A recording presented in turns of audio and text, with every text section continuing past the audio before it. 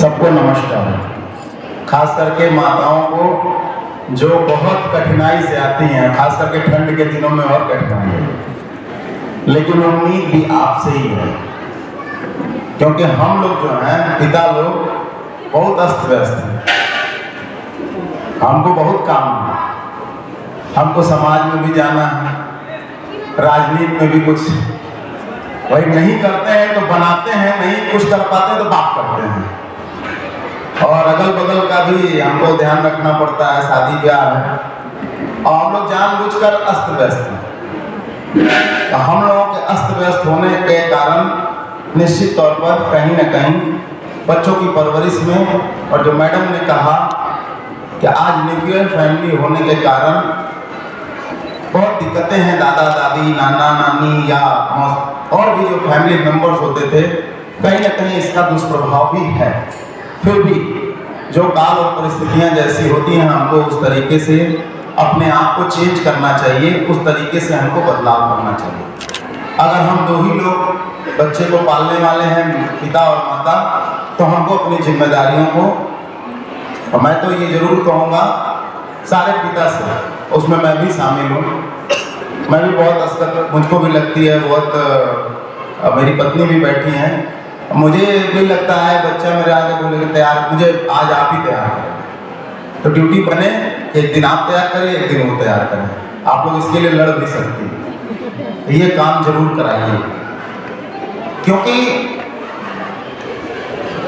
आज के परिवेश में हम बच्चे से दूर हो रहे हैं, क्योंकि हमारे हाथ में मोबाइल फोन है, हम कुछ ना कुछ उस पर कर रहे हैं। हमारे जैसे व्यस्त लोग अपने को ज़्यादा ही व्यस्त रखते हैं, कुछ नहीं है तो स्कूल के सीसीटीवी खोल के देख रहे हैं कि स्कूल में एडमिशन करा दिए हैं तो बच्चा बहुत अच्छा हो जाएगा, नहीं होगा। चाहे आप इस स्कूल में करा दीजिए, चाहे बलराम जो सबसे महंगा हिंदुस्तान का स्कूल है उसमें करा दीजिए, फर्क तभी पड़ेगा जब आप उसकी परवरिश अपने हाथ से करेंगे, जब आप उसको प्यार से रखेंगे, आप उसके अंदर आदर और सम्मान की बात बैठाएंगे, आप उसके अंदर संस्कार की बात करेंगे। हम हर बच्चे से कहते हैं कि आप जिस धर्म, मजहब, जाति, संप्रदाय जिस में भी आप जन्म लिए हैं, उसके धार्मिक अनुष्ठानों को मानिए और उनमें भी बढ़ चढ़ के हिस्सा लीजिए, और उसी के परिप्रेक्ष्य में हम अपने विद्यालयों में भी हर धर्मों के प्रति बच्चों को आदर सिखाते हैं। ऐसे ही नहीं कहा गया कि सारे जहां से अच्छा हिंदुस्तान हमारा, हिंदुस्तान हमारा सारे जहां से अच्छा इसलिए है कि हिंदू मुस्लिम सिख ईसाई आपस में सब भाई भाई, इसलिए सारे जहां से अच्छा हिंदुस्तान। तो ये जब तक हमारे अंदर नहीं बैठेगा, जब तक ये बात हमारे अंदर, हम अपने पड़ोस में हमारे कौन रहता है, वो अगर कोई सेलिब्रेशन कर रहा है तो उसमें शामिल होइए, बच्चे को शामिल कीजिए। नहीं वो तो गलत लोग रहते हैं। मैडम ने कहा पॉजिटिव एनर्जी और नेगेटिव एनर्जी की बात, अगर आपके बगल के सारे लोग गलत है तो आप अच्छे कैसे हो सकते हैं? आप उनके अंदर अच्छाई ढूंढिए और उतनी ही चीजों के लिए उनके साथ इन्वॉल्व होइए। अगर आपके अगल बगल नेगेटिव चीजें होंगी तो आप पॉजिटिव चीजें नहीं खोजेंगे, तो आपके अंदर नेगेटिव ऊर्जा का संचार होता है। मैं इस सोफे पे बैठा हूँ तो मुझे ऐसा फील हो जाए, इस कुर्सी पे बैठा हूँ, ठंड लग रही है, तो ठंड लगेगी नहीं लगेगी। आप उसके बारे में कल्पना कीजिए जो माइनस में रहता है, वो कैसे रहता होगा। ये हमने अपने अंदर बना लिया है। हम सुबह नहीं उठ सकते, 1 घंटा हम खुद भी कुछ नहीं कर सकते फिजिकल एक्टिविटीज, और अपने बच्चों को भी नहीं करा सकते।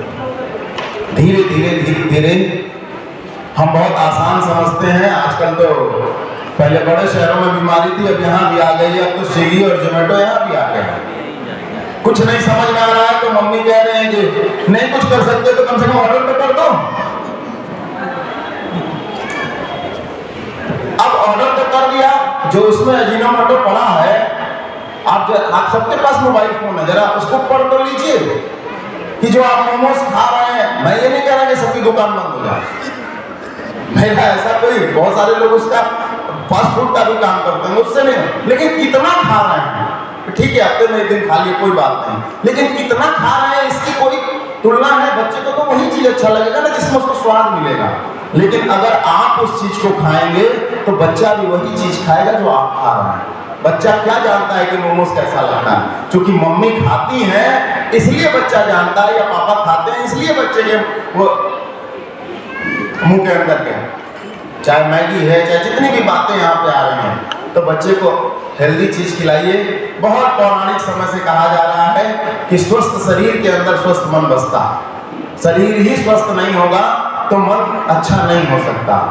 और आज बहुत सारे मैंने सोशल मीडिया पे मैं देखता रहता हूँ, आज कोई क्रिसमस का विरोध कर रहा है तो कभी कोई किसी चीज का विरोध कर रहा है, कभी कुछ कर रहा है, तमाम तरह की बातें चल रही हैं। लेकिन ये दिसंबर का महीना, नवंबर से दिसंबर तक का ये जो महीना चलता है, मैं इसको ये मानता हूँ कि ये त्याग और बलिदान का महीना है। आप अगर मोहम्मद साहब का जन्मदिन भी इसी समय जनरली पड़ता है तो डेट्स बदलती हैं, लेकिन रहा होगा एक ही टाइम, और खास करके वो महीना माना जाता है दिसंबर का।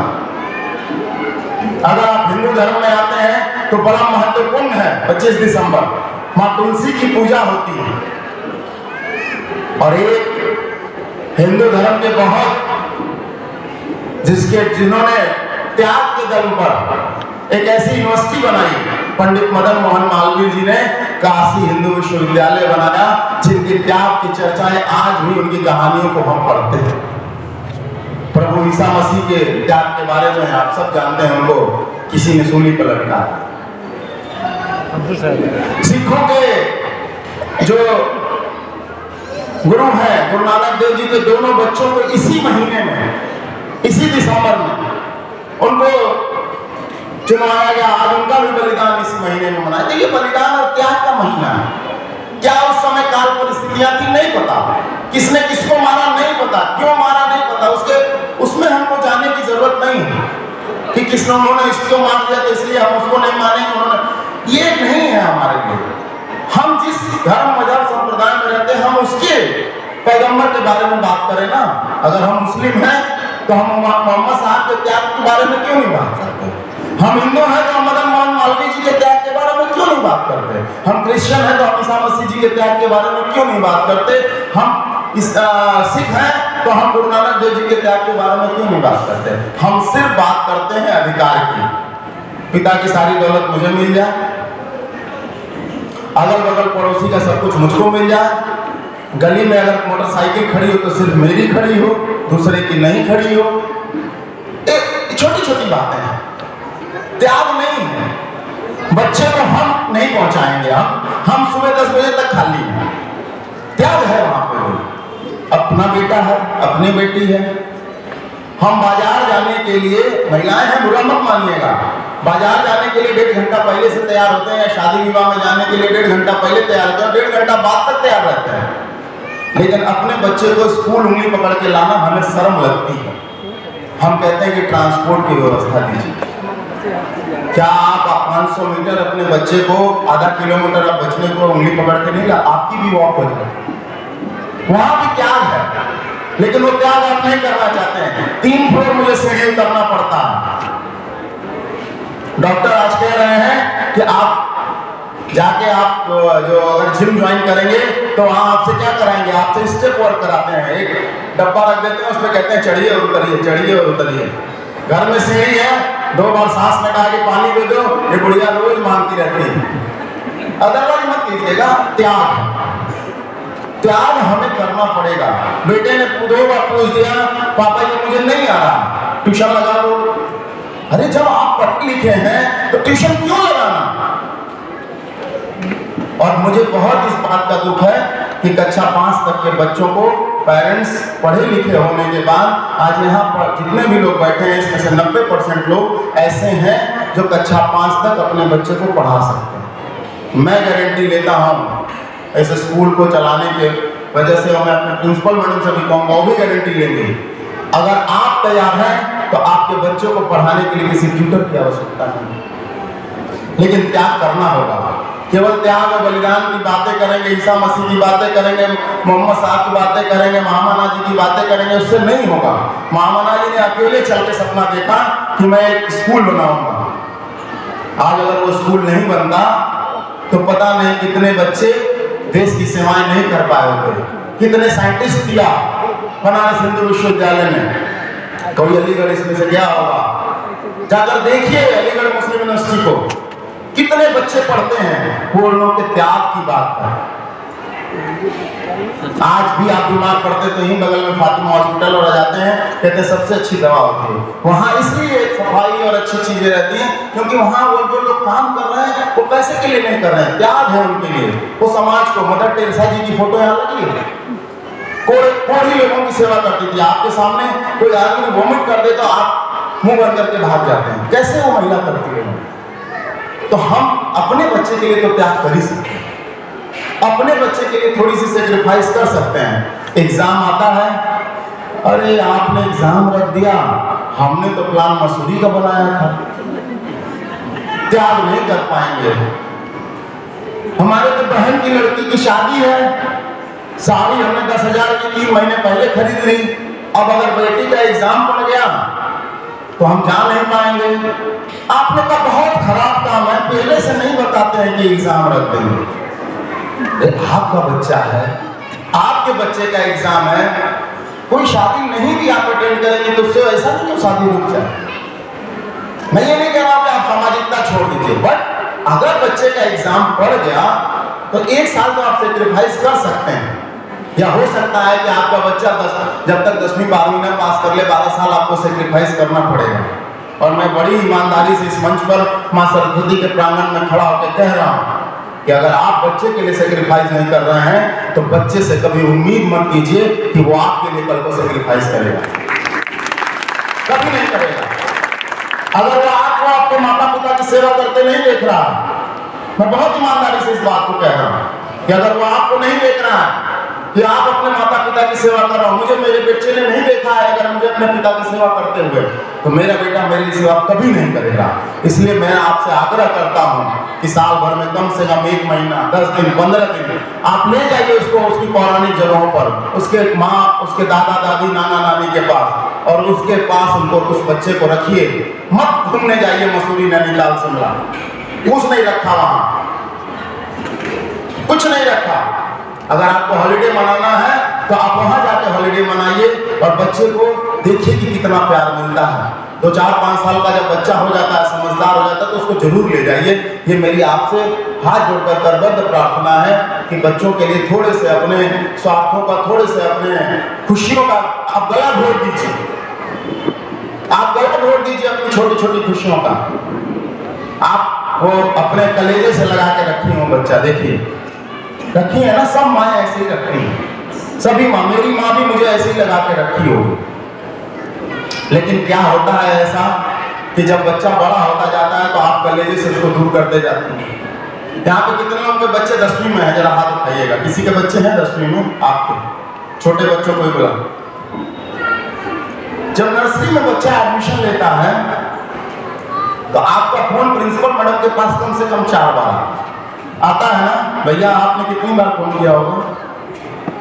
आता है ना। तो क्यों नहीं कक्षा 5 में भी आता है, क्यों नहीं कक्षा 10 में भी आता है कि मैडम टिफिन खाया है कि नहीं? आप बिलीव नहीं करेंगे, 30% बच्चों के टिफिन में समोसा, नमकीन या ऐसी चीजें होती हैं जो खा के बच्चा दिन भर काम नहीं कर सकता। और एक्सक्यूज क्या देते हैं कि अरे आज तो हम बड़ा लेट उठे थे। उस टाइम का याद कीजिए, यहाँ जो मेरी उम्र के लोग बैठे हैं, क्या गैस सिलेंडर था, गैस चूल्हा था? क्या हम लोगों को टिफिन नहीं मिलती थी? मिलती थी कि नहीं मिलती थी? मिलती थी ना। हमारी माँ कै बजे उठती थी? तो यहाँ बैठी हुई सारी माँओं से मेरा अनुरोध है कि बच्चे को कुछ नहीं बना कर दे सकती तो रोटी सब्जी बना कर दीजिए, हरी सब्जी उनको बना के दीजिए। खिलाने का काम मेरा है, हम यहाँ हम खिलाएंगे उनको। लेकिन ऐसा नहीं होगा कि बच्चा हरी सब्जी खाएगा और आप मोमो खाएंगे, वो खाना आपको भी पड़ेगा। त्याग, ये दिसंबर का महीना त्याग है। मैं सब इसी पर मैं आज अपनी बात रखूंगा।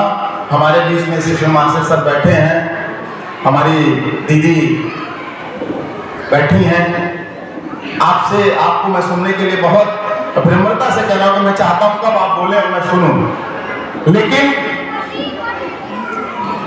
मेरे मन के अंदर जो बात चल रही है, अगर सिर्फ आप ये सोच रहे हैं कि हम बच्चे को स्कूल में एडमिशन करा दिए हैं, किसी स्कूल में, मैं इस स्कूल की बात नहीं कर रहा हूं, जितने भी स्कूल चलते हैं, हम स्कूल में एडमिशन करा दिए हैं और हमारी जिम्मेदारी खत्म हो गई, तो नहीं, आपका बच्चा भीड़ का हिस्सा बन के रह जाएगा, क्योंकि कंपटीशन बहुत है। आपसे ज्यादा केयर करने वाले माँ बाप हैं हिंदुस्तान में, ऐसा नहीं है। और मैं आपको एक सर्वे रिपोर्ट बता देता हूं, जिन बच्चों के पेरेंट्स अपने बच्चों के लिए सेक्रीफाइस करते हैं, उनके बच्चों का भविष्य ज्यादा उज्जवल है, उनके बच्चे ज्यादा सर्वाइव कर रहे हैं, उनके बच्चे ज्यादा कंपटीशन को निकाल रहे हैं, उनकी अपेक्षा जहां पे बच्चों को लोग नहीं ध्यान दे रहे हैं। अब आता है प्रश्न, चाचा बुजुर्ग भी लोग बैठे हैं, प्रश्न ये आता है कि पहले तो सारे बच्चों को कोई ध्यान नहीं देता, तो पहले क्या सबके पक्का घर थे? गांव में इक्का दुक्का लोगों के पक्का घर हुआ करते थे, इसीलिए हुआ करते थे कि वो पढ़ाई के महत्व को समझते थे, उनके बच्चे बाहर निकलकर जाकर अच्छा मुकाम हासिल करते थे, उनके में घर में धनार्जन होता था और उनका घर पक्का बन जाता था, बाकी सबका क्या होता था? आज हर माँ बाप इन 20 सालों में हर पेरेंट्स ने पढ़ाई के महत्व को समझा और आज धीरे धीरे हमारे देश का भी उत्थान। मैं एक देश की बात करके अपनी बात खत्म करूंगा। एक देश है जापान। जापान पे 2-2 बार न्यूक्लियर अटैक हुआ और मैं बड़ी जिम्मेदारी से कह रहा हूं कि अगर हमारे देश पे हो जाए तो हम 50 साल तक गाना गाते रहेंगे, उसी का रोना रोते रहेंगे कि ऐसा हो गया। जैसे मऊ में कहा जाता है अपन दंगा हो गया था, दंगा हो गया था, दंगा हो गया था, 20 साल तक गाना गाते रहेंगे। जापान पे 2 बार न्यूक्लियर अटैक हुआ और जापान आज पूरे विश्व में अगर 4 कंट्री तो हम अगर ये कहते हैं कि सबसे विकसित देश है, तो उन 4 में जापान का नाम आता है। टेक्नोलॉजी में अगर हम बात करें, रक्षा में, एजुकेशन में, किसी चीज में आप बात करेंगे तो जापान की पोजीशन टॉप 3 में है, टॉप 2 में है।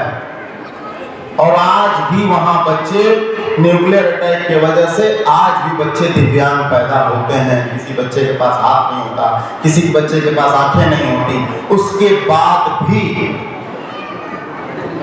और एक मजेदार बात आपसे बताऊंगा, आपसे प्रश्न पूछ रहा हूं, आपके देश में इंटरनेट की स्पीड अभी हम कहां पहुंचे हैं? कितनी है? 5G। जापान का बता सकते हैं? 10G हो गए। अभी जब हम 5G कर रहे थे तो वो 10G हो गए। हम क्या कह रहे हैं? मोबाइल, पढ़ाई ऑनलाइन। आपको पता है कोरोना काल में अगर सबसे पहले पूरे विश्व में कहीं स्कूल खुले थे तो किस देश में था? जापान। क्योंकि जापान के लोगों को पता था, हो गया था, जब उनके पास न्यूक्लियर अटैक हुआ, जब वो पीछे जाने लगे तो उन्होंने सिर्फ और सिर्फ एक चीज का सहारा लिया और वो था एजुकेशन। उन्होंने कहा यही एक तरीका है जिससे हम फिर अपनी चीजों को सुधार सकते हैं। हमारे बच्चे पढ़ेंगे, टेक्नोलॉजी में आगे बढ़ेंगे, कम्युनिकेशन में आगे बढ़ेंगे, हर चीज में हम आगे बढ़ेंगे। इसलिए उन्होंने स्कूल नहीं बंद होने दिया, शीशे के हर टेबल पे शीशे के लगा दिए, बहुत कुछ किया उन्होंने, लेकिन स्कूल में उन्होंने कहा नहीं कि ऑनलाइन पढ़ाई होगी, जबकि वहां 10G स्पीड है। और हमारे यहाँ तो सबसे पहले काम पेरेंट्स ने क्या? पैसा रोको। सबसे पहला काम स्कूल का फीस रोको, ये नहीं देना है। बहुत स्कूल वाले हुआ ना ऐसा। इसलिए मत कहिएगा, सोचिएगा कि मैं स्कूल चलाता हूँ इसलिए कह रहा हूँ। ये स्कूल उस ऐसे एक व्यक्ति की सोच है जिसके पास सुविधाएं नहीं थी, जिसको पढ़ने का भी मौका ठीक से नहीं मिला। कभी स्कॉलरशिप पे तो कभी बकरी बेच के, कभी कुछ करके पढ़ाया गया, पढ़े, लेकिन मन में एक विश्वास था। प्योर हिंदी मीडियम में पढ़ने वाला व्यक्ति के मन में एक भावना थी कि शहर में CBSE का स्कूल नहीं है, वो मैं खोलूंगा। लोग हंसे भी, बहुत सारे लोगों ने मजाक भी उड़ाया कि तुम कैसे खोल सकते हो, लेकिन अंदर दृढ़ इच्छा हो तो हम कुछ भी कर सकते हैं। उन्होंने स्कूल CBSE का बनाकर दिया इस शहर को। और पहला स्कूल बनने के बाद आज शहर में बहुत सारे CBSE के स्कूल हैं। मैं बहुत अपने को खुशनसीब समझता हूँ कि मैं ऐसे पिता के घर पैदा हुआ, ऐसे पिता का मैं पुत्र हूँ जिसने एक सपना देखा बिना सुविधाओं के। आज आप सबके पास तो बहुत सुविधाएं हैं, आप वो पिता बन सकते हैं, आप अपने बच्चों को जहाँ चाहते हैं वहाँ पहुँचा सकते हैं। अगर आप उसको डॉक्टर बनाना चाहते हैं आप बना देंगे, आप उसको इंजीनियर बनाना चाहते हैं आप बना देंगे, आप उसको IAS अफसर बनाना चाहते हैं बना देंगे, लेकिन सबसे पहले उसको एक अच्छा नागरिक और एक अच्छा बेटा बनाना पड़ेगा, तभी वो ये सब। गड़बड़ कहाँ पे है? गड़बड़ ये है कि हम सबसे पहले उससे बात तो कर रहे हैं कि तुमको डॉक्टर बनना है, तुमको डॉक्टर बनना है, लेकिन उसको हम ये नहीं करें कि ये चाचा जी हैं बेटा इनका पैर छुओ, ये दादाजी हैं इनका पैर छुओ। हम घर में ही समझा दे रहे हैं उनसे मत बात करना, इनसे मत बात करना, इससे मत बात करना, उससे। बच्चे को हम वही निगेटिव भरते जा रहे हैं। नहीं, बात करने दीजिए उसको, क्यों रोक रहे हैं? इस तरह का माहौल बहुत क्रिएट कीजिए कि बच्चे बहुत इनके पास हमसे जो आप कहिए, छोटे बच्चे से हम टीचर से जो कहिए, हमको 2 दिन का वक्त दीजिए और जो कहिए हमें इस मंच पर उनसे परफॉर्म करा दें। इतनी क्षमता है उनके अंदर, इतनी क्षमता, और हम उनको बुरी चीजें सिखा देते हैं और वो उन बुरी चीजों में ही फिर घर का माहौल ठीक कीजिए। मैडम ने जैसा बताया, कोशिश किया है इन्होंने कि आपकी पेरेंटिंग कर सके। खैर मेरी भी ये पेरेंट है, मैं इनसे बहुत सीखता हूँ और हमेशा इस स्कूल को, यहाँ पढ़ने वाले बच्चों को संस्कार सबसे पहले भरती है और यही होना चाहिए। परिवार में भी सबसे पहले अगर किसी बच्चे को शिक्षा से पहली चीज अगर है तो सबसे पहले उसके अंदर संस्कार भरिए। संस्कार अगर उसको अच्छे मिल गए, उसकी परवरिश अच्छी हुई, तो ये स्कूल आपको शिक्षा देने का मैं वादा करता हूँ कि यहाँ से अगर बच्चे इसरो में गए हैं, IAS बने हैं, IPS बने हैं, डॉक्टर बने हैं, तो आपके बच्चे भी बनेंगे। इसके लिए हम कटिबद्ध और प्रतिबद्ध हैं, बिल्कुल उसमें कहीं कोताही नहीं बरतेंगे। पढ़ाई में आपको रत्ती भर की कमी नहीं आएगी, लेकिन उसका व्यवहार ठीक करने की जिम्मेदारी आपकी है। 12वीं तक बच्चे को अपने दिल से लगा कर रखिए, कलेजे से सटा कर रखिए, उसके हर एक एक्टिविटीज को वॉच कीजिए, और किसके साथ रहता है, किसके साथ उठता है, किसके साथ बैठता है, किसके साथ खेलता है, क्या करें, हमारी बात नहीं सुनता। अरे वो आपके बिना सोता नहीं, आपकी बात नहीं सुनेगा। ऐसा कैसे हो जाता है? इसलिए हो जाता है कि आप उसको धीरे धीरे छोड़ती जाती हैं। पहले अपने पास अपने गले से लगा के रखती हैं, फिर धीरे धीरे चल, दिन भर हमारे पीछे पड़ा रहता है। नहीं, पड़े रहने दीजिए उसको पीछे। अगर वो आपके बिना खाना नहीं खाता 12वीं तक तो अच्छी बात है। वो अगर कहता है कि मम्मा बैठिए साथ में खाएंगे, तो खाइए उसके साथ। पापा अलग खा रहे हैं, मम्मी अलग खा रही है, बेटा बेटी अलग खा रहे हैं, कम से कम एक आदमी तो उसके साथ खाइए। आप भाग रहे हैं उससे भी, आप बच्चों के साथ जुड़े रहिए। ये विद्यालय आपके बच्चों के लिए, प्रतिदिन हम नई चीजें सोचते हैं और प्रतिदिन उसको नया, उसके अंदर एक भावनात्मक लगाव आपके प्रति, परिवार के प्रति, समाज के प्रति, और सबसे पहले जिम्मेदारी जो देश के प्रति है, हम उसको सिखाते रहते हैं। और निश्चित तौर पर अगर आपका साथ मिलेगा तो एक हम लोग भारत देश के लिए एक ऐसे बच्चों को हम देंगे, एक ऐसी जनरेशन को देंगे, भारत फिर से सोने की चिड़िया कहलाएगा। ऐसे गाना तो नहीं बना होगा ना कि जहाँ डाल डाल पर सोने की चिड़िया करती हो बसेरा, वो भारत देश है मेरा। गाना ऐसे नहीं बन जाता। हिंदू मुस्लिम सिख ईसाई आपस में सब भाई भाई, ऐसे गाना नहीं बन जाता। कहीं ना कहीं उसका कुछ ना कुछ है, क्योंकि यही एक देश है जहाँ पे हर धर्म के लोग स्वतंत्रता से, न्याय से, प्रेम से, सौहार्द से हम ईद भी मनाते हैं, होली भी मनाते हैं, तो इसीलिए वो गाना बना। तो सोने की चिड़िया वाला गाना भी सही है, बस गड़बड़ क्या हो गया है कि सही नागरिक नहीं जा रहा। और सही नागरिक तभी जाएंगे जब माँ बाप तैयार हो जाएंगे, गुरु तैयार हो जाएंगे। 3 लोगों का विशेष योगदान है जीवन में बच्चे के, माता पिता और गुरु का। हम जब तीनों मिलकर एक साथ एक कदम बढ़ाकर चलेंगे, एक साथ कदम से कदम मिलाकर चलेंगे, बच्चे की तरक्की होगी। अंतिम बात कह के आपसे विदा लेता हूँ, गुरु किसी प्रकार का हो बच्चे का, बच्चे के सामने किसी भी व्यक्ति की बुराई मत कीजिएगा, चाहे वो उसका टीचर हो, चाहे उसका कोई रिलेटिव हो, चाहे आपके अगल बगल का कोई जानने वाला हो, हमेशा उसकी पॉजिटिव बातें बताइए, नेगेटिव बातों से उसको दूर रखिए। टीचर अगर खराब है तो प्रिंसिपल से आके कहिए, उस बच्चे के सामने मत कहिए कि उसको मैं ठीक कर दूंगा।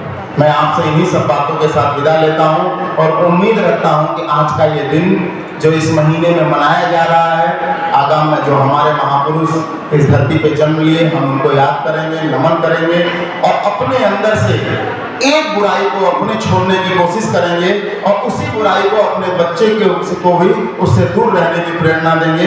अगर हमारे अंदर कोई कमी है, छोटी सी कमी, हम अगर सुबह नहीं उठ पाते हैं तो हम आदत डालें कि इस साल 2024 से हम सुबह उठने की कोशिश करेंगे और जल्दी सोने की कोशिश करेंगे, मोबाइल कम चलाएंगे। अगर ऐसा आप करते हैं तो वो भी एक बहुत बड़ी आपकी जीत होगी। तो इसलिए हम अगर तय कर लें, मनुष्य जो चाहे वो कर सकता है।